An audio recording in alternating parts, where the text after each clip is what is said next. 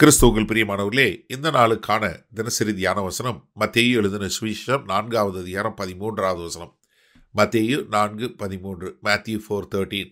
நாசரேத்தை விட்டு செபுலோன் நப்தலி என்னும் நாடுகளின் எல்லைகளில் இருக்கும் கடற்கரைக்கு அருகான கப்பர்நாகுமிலே வந்து வாசம் பண்ணினார்.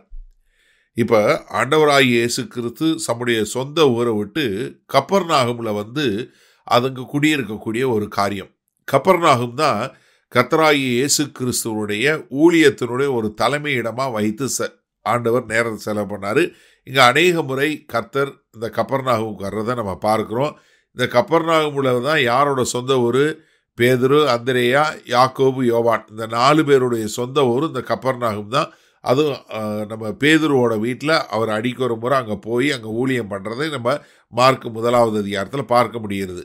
ஆனால் இங்கே என்னாச்சு? நாசரேத்தை விட்டு போயிட்டார். நசரேனாகிய இயேசு கிறிஸ்து என்று பெயர் பட்டம் பெற்ற அந்த ஊர்ல இருந்து வந்தாலும் இப்போ அவர் தன்னுடைய சொந்த ஊரில் நிராகரிக்கப்பட்டு அந்த ஊரை விட்டு வரக்கூடிய காரணம் என்ன? அது நம்ம லூக்கா 4வது அதிகாரத்தில் பார்க்குறோம். லூக்கா 4வது அதிகாரம் 16வது வசனத்தில் பார்த்தீங்கன்னா, தாம் வளர்ந்த ஊராகிய நாசரேத்துக்கு அவர் வந்து தம்முடைய வழக்கத்தின்படியே ஓய்வு நாளில் ஜெபாலயத்திலே பிரவேசித்து வாசிக்க எழுந்து நின்றார். அப்பொழுது ஏசாயா தீர்க்கதரிசியின் புஸ்தகம் அவரிடத்தில் கொடுக்கப்பட்டது. அவர் புஸ்தகத்தை விரித்த போது, அதாவது என்னன்னா, இந்த யூத குல மக்கள் வந்து ஒவ்வொருத்தருக்கும் ஒரு ஜெப ஆலயம் உண்டு. இப்போ கர்த்தராகிய இயேசு கிறிஸ்து பிறந்து வளர்ந்த ஜெப ஆலயத்தில் தான் அவர் அங்கே போய் பேசினார். அதாவது இந்த ஜெப ஆலயத்தில் என்ன பண்ணுவாங்கன்னா, ஒவ்வொரு குடும்பத்திலிருந்தும் இந்த வேத வசனத்தை வாசிப்பது என்பது ஒரு வழக்கமான ஒரு காரியம். என்ன காரணம் அப்படின்னா, கொஞ்சம் சரித்திரம் தெரிஞ்சுக்கொள்ளுங்க.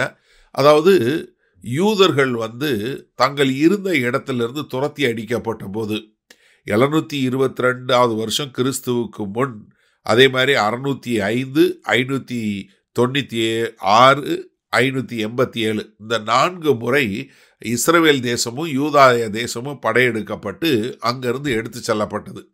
நெபுகாத் நேச்சர் வந்து கீழே உள்ள யூதா தேசத்தை எடுத்தாரு.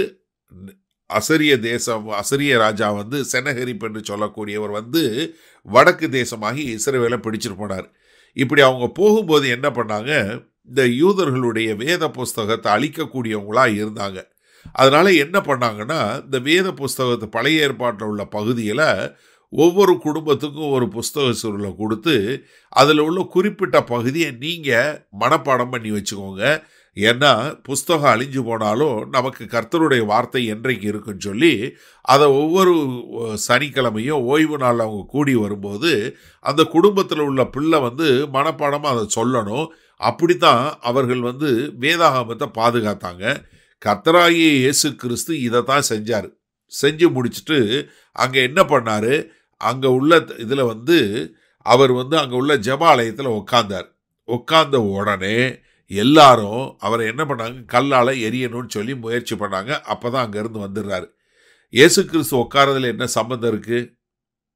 சரி, இந்த நாளில் இந்த வசனத்தை நம்ம எப்படி எடுத்துக்கொள்ளுதுன்னு பார்ப்போம். சரியா? இப்போ இயேசு கிறிஸ்து 2 காரியம் செய்கிறார். ஒன்று, தனக்கு கொடுக்கப்பட்ட வேத வசனத்தை சொல்கிறாரு.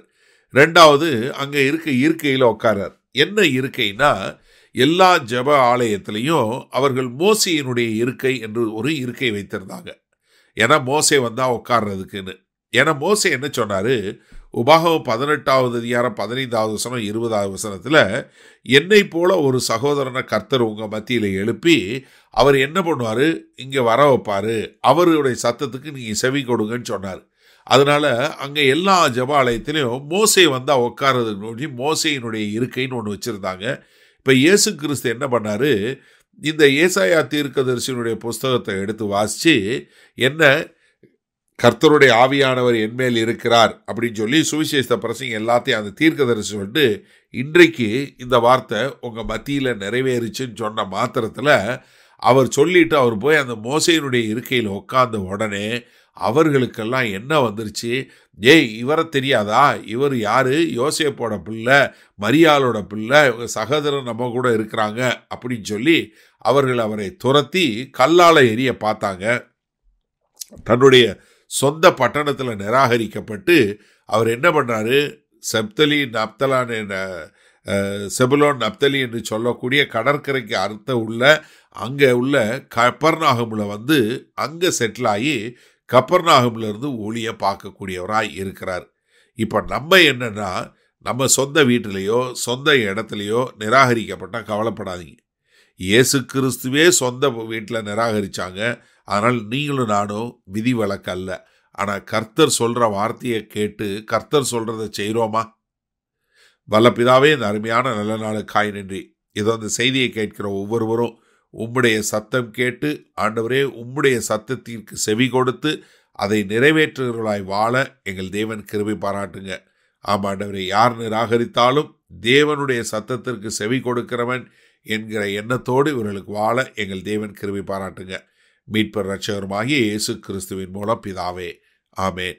கர்த்தர் உங்களை ஆசீர்வதிப்பாராக. நாம் இன்று மாலை மண்ணால சந்திப்போம்.